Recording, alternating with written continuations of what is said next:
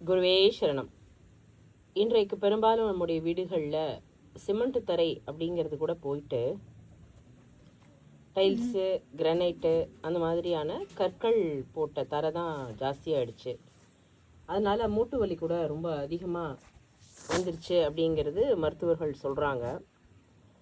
ஆனால் மண்ணோடு சேர்ந்து சாணி மெழுகிய பசுசாண தரையில் இந்த மாதிரி ஒரு பச்சரிசி மாவில் கோலம் போட்டு ஒரு மெல்லிசான ஒரு காற்று, ஒரு இயற்கை சூழலில் வாழற வாழ்க்கைக்கு நிகர் எதுவுமே கிடையாது. காலையில் நான் பண்ணைக்கு வரும்போது சரியான ஜுரம். இன்றைக்கி எப்படி வண்டி ஓட்டிகிட்டு போகிறோம் அப்படின்னு நினச்சிட்டு வந்தேன்.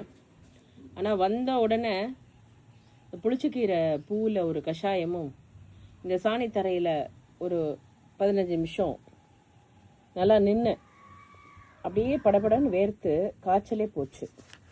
அப்போது நம் வாழ்ந்த வாழ்க்கையும் நம்முடைய ஆரோக்கியமும் ஒன்றோட ஒன்று பின்னி பணஞ்சுது. அதனால் இயற்கையை விட்டு ரொம்ப தூரம் போகாமல் இயற்கைக்கு திரும்புவோம்.